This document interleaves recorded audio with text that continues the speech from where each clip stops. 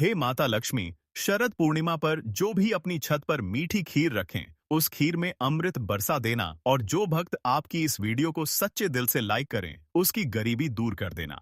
जय माता लक्ष्मी लाइक जरूर करें। देखिए, इस बार शरद पूर्णिमा है 6 अक्टूबर को और नारद पुराण के अनुसार इस पूर्णिमा तिथि पर रात में मां लक्ष्मी अपने हाथों में वर और अभय लेकर के घूमती है। जो भी उन्हें जागते हुए दिखाई देते हैं, ध्यान से सुनना, इस दिन जागरण करना भी जरूरी है। धर्मशास्त्र कहते हैं इस दिन व्यक्ति को नहीं सोना चाहिए, क्योंकि इस दिन मां लक्ष्मी जो अपने हाथ में स्वयंवर और अभय मुद्रा लेकर के घूमती है और जो भी जागते भी दिखाई देते तो उनके घर में धन दौलत जितने भी आशीष है सब चीज दे देती हैं। तो देखिए, ध्यान से सुनना। शाम के समय चंद्र उदय होने पर शरद पूर्णिमा के दिन चांदी, सोने या मिट्टी के दीपक अपने घर में जरूर जलाना।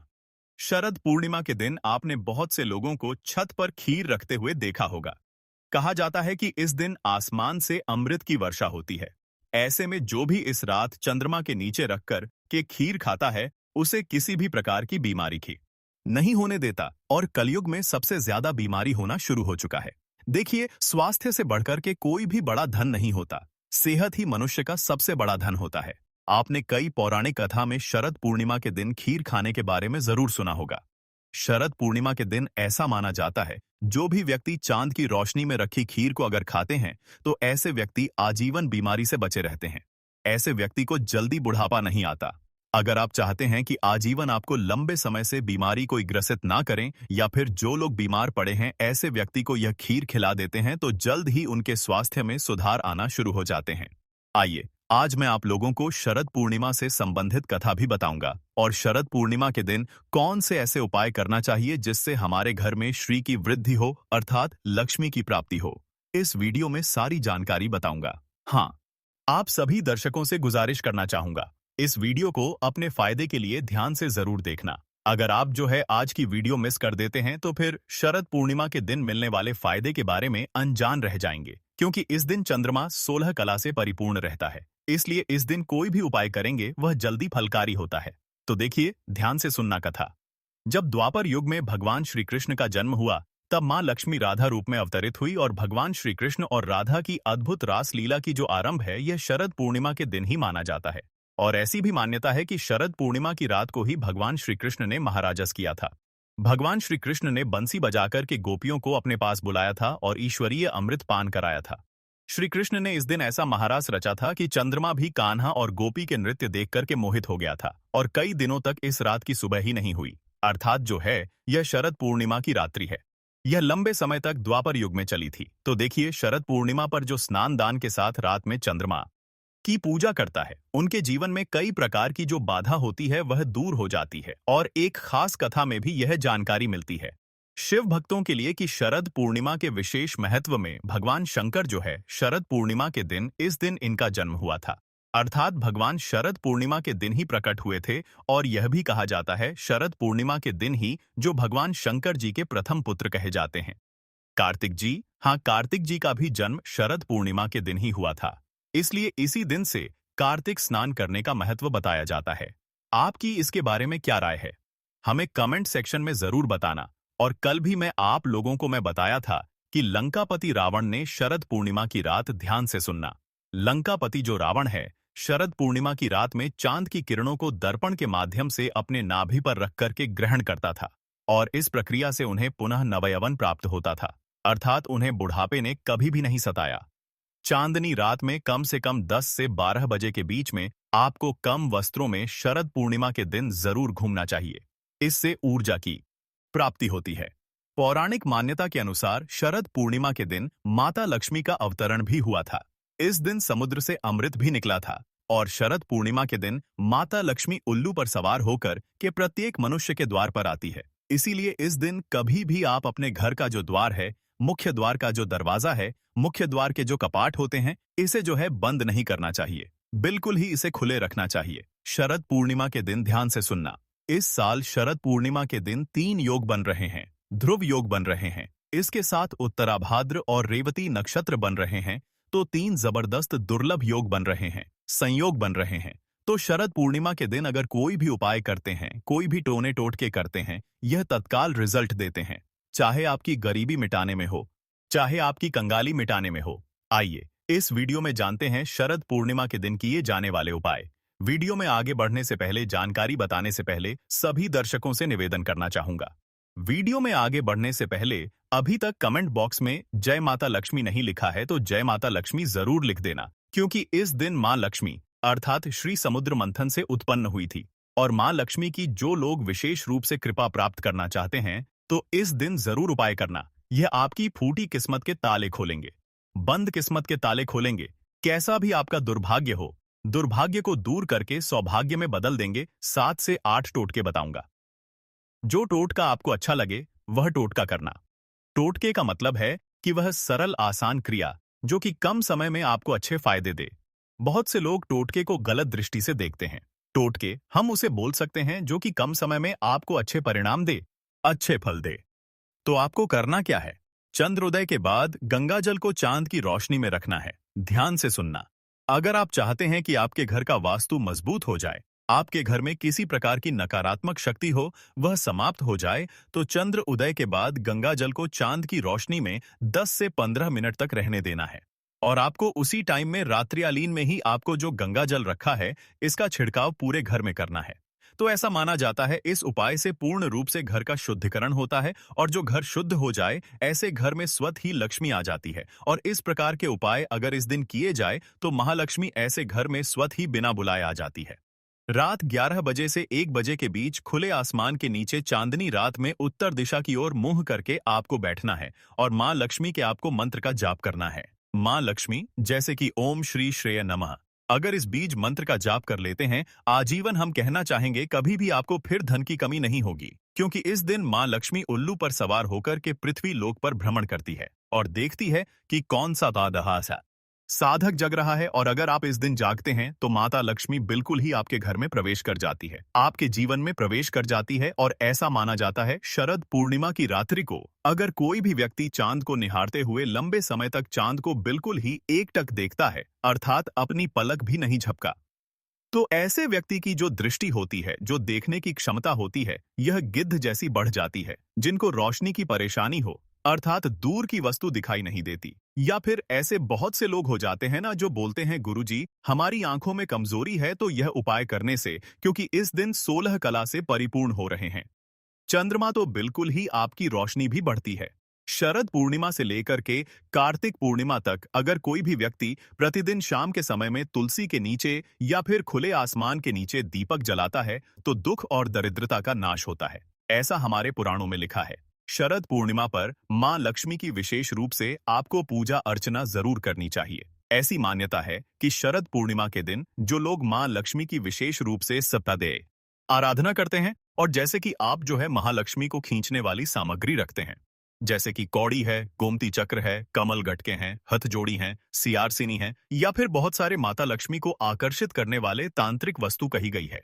यह तांत्रिक वस्तु को अगर आप इस दिन खुले आसमान के नीचे में छोड़ देते हैं, इनकी पूजा पाठ करके खुले आसमान के नीचे में छोड़ देते हैं, तो यह जागृत हो जाती है और यह लक्ष्मी की तरह ही प्रभाव देते हैं। जब तक यह आपके घर में जागृत अवस्था में रहेंगे, जब तक यह आपके घर में रहेंगे, बिल्कुल ही आपको अन्य धन की कमी नहीं होगी। यह लक्ष्मी की तरह ही प्रभाव दिखाते हैं, क्योंकि इस दिन देखिए हर जो चल और अचल यह दोनों प्रकार की जो वस्तु होती है इसमें मां लक्ष्मी का वास हो जाता है। इस दिन मां लक्ष्मी का प्रादुर्भाव हुआ था, इसीलिए प्रत्येक वस्तु में मां लक्ष्मी को वास माना जाता है। मनोकामना पूर्ति करने के लिए शरद पूर्णिमा पर मां लक्ष्मी की आपको कम से कम जरूर जो कहा जाए, मां लक्ष्मी को अगर आप प्रसन्न करना चाहते हैं, आप चाहते हैं कि वह जल्दी प्रसन्न हो जाए, तो इस दिन मां लक्ष्मी को प्रसन्न करने के लिए गुलाब के फूल जरूर एकत्रित करके रखें।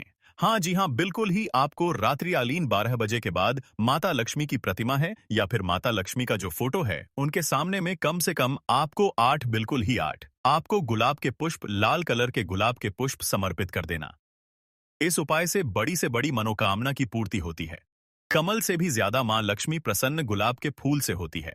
जिस घर में अगर इस दिन गुलाब का इत्र छिड़का जाए, कमल की पुष्प अगर कमल के पुष्प चढ़ाए जाए, या फिर अगर इस दिन गुलाब का इत्र छिड़कने के बाद लाल कलर के 8 गुलाब अगर मां लक्ष्मी को चढ़ाते हैं, तो ऐसे घर में सभी प्रकार की मां लक्ष्मी स्वतः ही मनोकामना की पूर्ति कर देती है और सभी प्रकार के श्री प्रदान करती है, अर्थात धन प्रदान करती है। इस दिन शरद पूर्णिमा की रात को धन की देवी मां लक्ष्मी की आपको बिल्कुल ही पूजा करना चाहिए और अपने घर के दरवाजे को बिल्कुल ही बंद करके नहीं रखना चाहिए। इस दिन मां लक्ष्मी घर में प्रवेश कर जाती हैं और आपको 4 मुख का दीपक जरूर जलाना चाहिए। ऐसा माना जाता है कि जिस घर में 4 मुख का दीपक शरद पूर्णिमा के दिन जलाए जाते हैं, रात्रिकालीन में जलाए जाते हैं, पूरे रात्रिकालीन भर आपको जलाना है, तो शरद पूर्णिमा के दिन यह उपाय करने से धन संपदा, सुख वैभव की प्राप्ति होती है। हिंदू धर्म में माता लक्ष्मी को हमेशा साफ सफाई से जोड़ा जाता है। ऐसा माना जाता है कि जिस घर में साफ सफाई होती है, उस घर में सुख समृद्धि स्वतः ही, धन की वर्षा मां लक्ष्मी स्वतः ही कराती है। घर की सफाई के लिए मुख्य रूप से झाड़ू का आप जो है इस्तेमाल करते हैं। झाड़ू में माता लक्ष्मी का वास माना जाता है और जो झाड़ू का स्वरूप है स्वयं मां लक्ष्मी का स्वरूप माना जाता है। तो अगर आप झाड़ू का अपमान करते हैं, अगर शरद पूर्णिमा के दिन घर की झाड़ू को गंदगी में रखते हैं, या आपका पैर लग जाता है, या आप उसका अपमान करते हैं, तो आपके घर में दरिद्रता आती है। एक बात का विशेष ध्यान रखना, हमारे धर्मशास्त्र भी कहते हैं, शरद पूर्णिमा के दिन अगर कोई भी व्यक्ति अपने घर में झाड़ू खरीद करके लाते हैं और इस झाड़ू को लक्ष्मी की तरह अगर स्थान देते हैं, इस झाड़ू को लक्ष्मी मान करके इनकी पूजा करते हैं, तो ऐसी झाड़ू घर से सभी प्रकार की जितनी भी नकारात्मकता चीज है, जैसे कि दरिद्रता है, घर में आपके कुलक्ष्मी आ गई है, घर में आपके दुख हैं, दरिद्रता है, इसे भगाने का काम करते हैं। जिस प्रकार जो झाड़ू है यह कचरे को बाहर करती है, उसी प्रकार हमारी गरीबी है, हमारे दुख है, तकलीफ है, उसे भी यह बाहर निकालने का काम करती है। मैं सभी दर्शकों को कहना चाहूंगा, इस दिन बिल्कुल ही आपको झाड़ू ले आना चाहिए। अगर कोई भी व्यक्ति शरद पूर्णिमा के दिन झाड़ू खरीद करके लाते हैं, और झाड़ू हमेशा जोड़े के रूप में लाना चाहिए। जोड़े के रूप में झाड़ू खरीद करके लाइए और इसे आप अपने घर की उत्तर दिशा में जरूर रखना शुरू कर दीजिए। ऐसा माना जाता है जो उत्तर दिशा होती है, यह देवताओं की दिशा होती है, मां लक्ष्मी की दिशा होती है। उत्तर दिशा धन के आवागमन की दिशा होती है, अर्थात धन आने की दिशा होती है। बाकी अगर आप दक्षिण दिशा में झाड़ू को रखते हैं, तो इस बात का विशेष ध्यान रखना, आपके हमेशा पैसे लॉस में जाते हैं, अर्थात पैसे जो है भागना घर से शुरू हो जाते हैं। तो इस दिन झाड़ू बिल्कुल ही आप जो है घर में खरीद करके लाइए। झाड़ू नहीं खरीदना चाहते तो 4 मुख का दीपक अपने घर में पूरी रात्रि भर जलने देना, और घर का जो दरवाजा है वह खोल करके रखना, क्योंकि इस दिन मां लक्ष्मी प्रत्येक मनुष्य के द्वार पर आती है। जो घर खुला रहता है उस घर में बिना पूछे प्रवेश कर जाती है।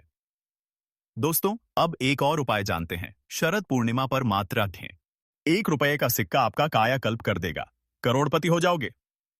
ज्योतिष शास्त्र, तंत्र शास्त्र के अनुसार अगर आप 1 रुपए के सिक्के का उपाय विधि विधान से कर लेते हैं, तो इस उपाय को करने के बाद साक्षात आपको भगवान विष्णु जी और माता लक्ष्मी जी का वह आशीर्वाद मिलेगा, जिसके बाद भगवान विष्णु जी की कृपा से आपके नवग्रह आपका साथ देना शुरू कर देंगे। आपके राहु केतु की दशा अच्छी हो जाएगी, क्योंकि एक व्यक्ति के जीवन के भाग्य का राहु केतु का नियंत्रण भगवान विष्णु जी के हाथों में होता है। दूसरी तरफ इस उपाय को करने के बाद माता लक्ष्मी जी की कृपा से आपके जीवन में धन आना शुरू हो जाएगा। आपके जीवन में जो धन आएगा उसमें वृद्धि होगी।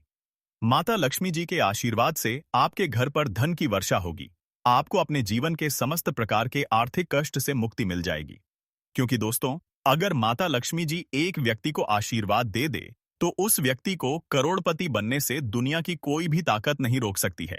अब आप सोच रहे होंगे कि 1 रुपए के सिक्के का उपाय करके आपको भगवान विष्णु जी और माता लक्ष्मी जी का आशीर्वाद कैसे मिल सकता है। तो देखिए दोस्तों, जो 1 रुपए का सिक्का होता है वह स्टेनलेस स्टील का बना होता है। जो स्टेनलेस स्टील होती है वह शुक्र ग्रह और बृहस्पति ग्रह का कारक होता है। जो शुक्र ग्रह होता है वह एक व्यक्ति के जीवन के धन और संपदा से जुड़ा होता है। जिस व्यक्ति का भी शुक्र ग्रह उसका साथ देता है वह व्यक्ति अपने आप करोड़पति बन जाता है। शुक्र ग्रह का नियंत्रण माता लक्ष्मी जी के हाथों में होता है। दूसरी तरफ जो बृहस्पति ग्रह होता है वह व्यक्ति के जीवन के भाग्य नवग्रह राहु केतु से जुड़ा होता है, जिसका नियंत्रण भगवान विष्णु जी के हाथों में होता है। यानी कि दोस्तों, आने वाली इस शरद पूर्णिमा तिथि के दिन अगर आप सही मुहूर्त पर विधि विधान से 1 रुपये के सिक्के का उपाय ज्योतिष शास्त्र, तंत्र शास्त्र के अनुसार कर लेंगे, तो हमेशा के लिए आपका शुक्र ग्रह और आपका बृहस्पति ग्रह आपका साथ देना शुरू कर देगा।